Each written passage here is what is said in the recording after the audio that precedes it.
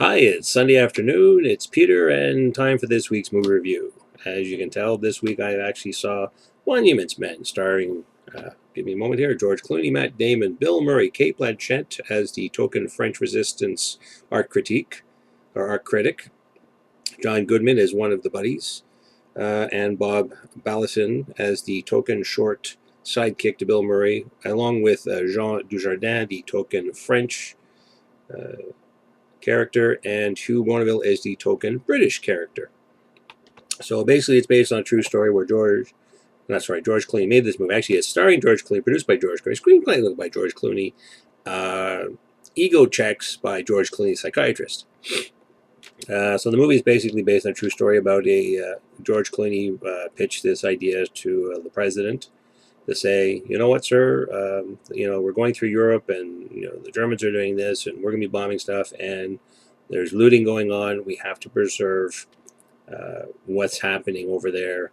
We can't let this go to waste because you can rebuild buildings, but you can't rebuild art and sculptures and all sorts of things. So the movie is basically about the local people trying to save the art while the Germans are trying to steal all the art and put it away. At some points they will destroy the art, and then later in the story, spoilers, the Russians are actually trying to steal the art, probably for their own pockets, or sell it on eBay. Back then there was no email during the war, but you know what I'm saying, everybody's basically greedy and running for the artwork. So it's a typical George Clooney Ocean's 11 meets Stripes, because we got Bill Murray in this. So it wasn't a bad movie. A lot of people didn't like it. I believe it got really low marks on Rotten Tomatoes. I think the audience reaction was like 50%. But it's sort of a fun romp through, going through World War II with this, bunch of aging actors. And I guess, one more hurrah. And I guess it's just George Clooney's take on, this is, what I think the war was about, from uh, these outsiders coming in and just like, well, we're trying to save the art. We're not really part of the war. So we're going to try to, right some wrongs and fix some things. And again, spoilers, a couple of characters, the token characters, the British actor and the French actor, are lost during the film. But amazingly enough, the Americans survive. All in all, I thought it was not too bad of a movie for what it was. I think it's just, again, George Clooney wanted to say, well, here's his thoughts on what the war was. Of course, you think about the war, it's been over for getting close to 80 years almost. It's been 70 plus years. I don't know if they're doing the math right now, but you know what I'm saying. It's been a long, long time. I mean, there are still hurt feelings. There are still people that think about it. Not that we're going to forget about it, but okay, we get it. We understand. This is what another part of the war that happened. While all this fighting was going on, there was this small group of men, not a band of brothers. That's another series, but trying to go through Europe and try to save the day. And there's a couple of little guffaws and jokes about as you saw in the trailer, he stepped on a mine. Why would you step on a mine? It just seemed the thing to do. What are we going to do? But I didn't mind it. I thought it was actually the only people I know that liked it. There is a Now magazine in Toronto. They gave it a 4 out of 5. They thought it wasn't bad for like a caper film, but that's exactly what it was. I didn't mind it. I've seen worse movies this year. That one wasn't too bad. I've actually walked a couple of years ago. I've walked out on some movies, so it kept my attention. I really enjoyed it, probably because of the war aspect, that kind of thing. Um, Overall, I thought it wasn't a bad flick. I'd probably not see it again until it comes out on the movie channel. I don't think I'm going to buy the DVD or anything like that. But speaking of DVDs, I'm going to have some quick picks for you. Some stuff I picked up recently. I saw some of the movies that I really enjoyed. Two Guns with Denzel Washington and Mark Wahlberg. Again, too spoiler. If you haven't seen this movie, go see it. Actually, supposedly it's Denzel Washington's first comedy, because tongue-in-cheek, dark comedy. Spoiler. It's about two guys who look like they're a couple of baddies hanging out, trying to work with Edward Olmos from Battlestar Galactica. And if you think of Armac, he was in Blade Runner. He's a really he plays Poppy Greco. Basically, they're trying to get the drugs from him and trying to trip him up and find the CIA, and there's all this, he's got this money, and we're going to steal some money because we're going to get back at Poppy Greco. And it's another caper type movie, but more of a backstory, and you find out, oh, really, it's not two crooks, it's two undercover cops Well, one's a Navy SEAL undercover working for the government, and the other one is working for the DEA. And then they finally steal all this money. Oh, we're stealing from Papa Greco. No, no, no. Little do they realize it's the slush fund bank for the CIA. And Bill Paxton comes in, and we're playing for a change an evil man instead of his usual silly type characters like from Aliens and back in the day in the 80s. And it's actually a pretty good movie. It's lots of twists and turns. It's a good thinking movie. Also, it's fun. It's good for the guys. They're shooting. There's some nudity. It's a good time had by all, and I thought it was a pretty good movie. And again, it's another graphic novel book up there with The Losers, Scott Pilgrim. There's so many movies I've been finding. Red and Red 2. Red 2 wasn't too great, but like I find there's all these movies that are coming out. They're really not half bad, and they're all based on graphic novels. So go figure. Read more comic books, kids. My other quick pick is, even though this video is running long, About Time. It's a half-decent rom-com, the same man that brought you Love Actually, which is very rom-comish.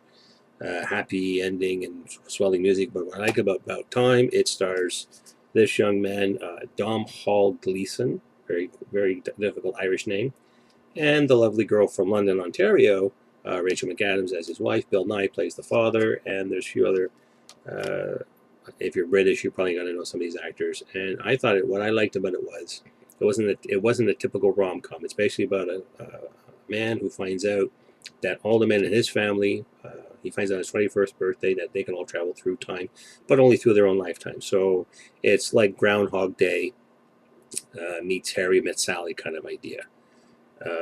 You're mixing the two things up together. And if you're a sci-fi geeky person, don't nitpick the time travel too much, because it's not very solid, but it's just sort of a device for the movie. How does he, it's like Groundhog Day. How did Bill Murray end up going back in time and back? And that was never explained. It was just like, you know what? Keep living the day right till you get it right, until he gets the girl that he wants. This is sort of similar.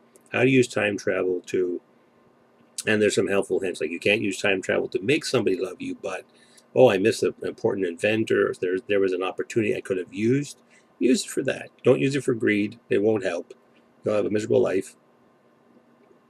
These kind of things. And just the way I like the writing a lot better, and I liked it because he's the underdog and he gets the girl in the end. It's not like Love Actually, which I saw a little bit of. I couldn't sit through it because it was like so much sugar, and I'm diabetic. I have to watch how much sugar I have. I was just like, oh my God, and the music swells and the people kiss. You know what? Life is not like that. Life is about the stumbles and the grumbles of life. You're not going to find the perfect person. It's not going to be perfect, but there's going to be some niceness in life.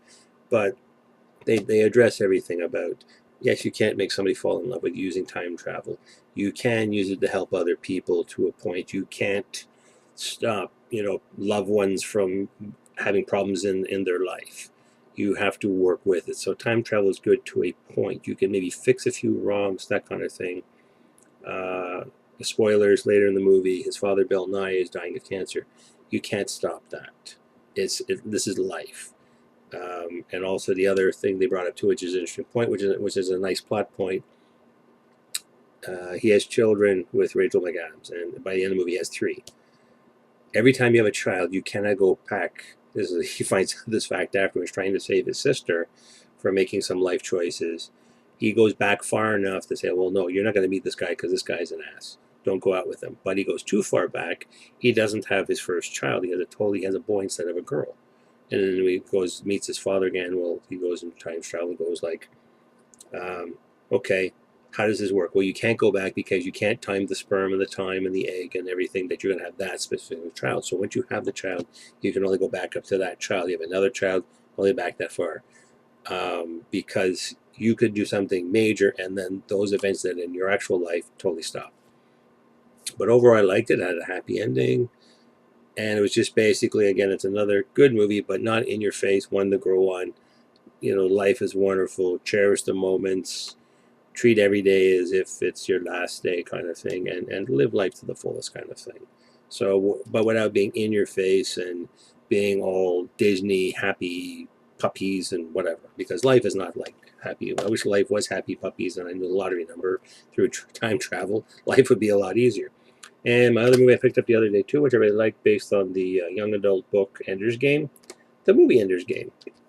I haven't sat down yet to buy the book. I'm probably going to get a digital copy of it. It's just like when I watched Hunger Games. It was an adult book. I really liked it. I read the book. The book was fabulous.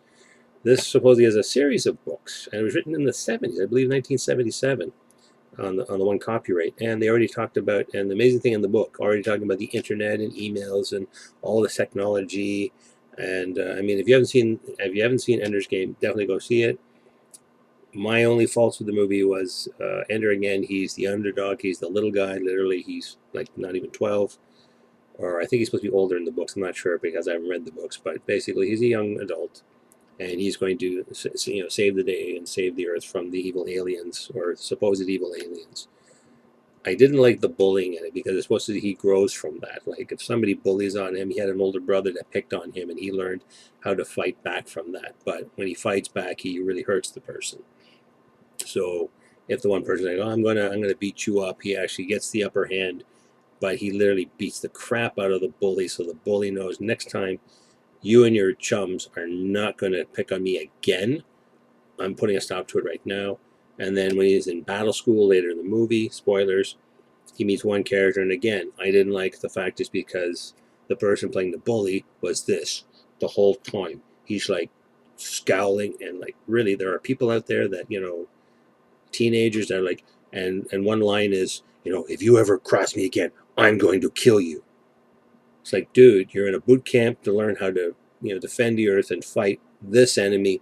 Why are you making enemies in here? It's not Degrassi High. It's not Mean Girls or whatever you want to call it.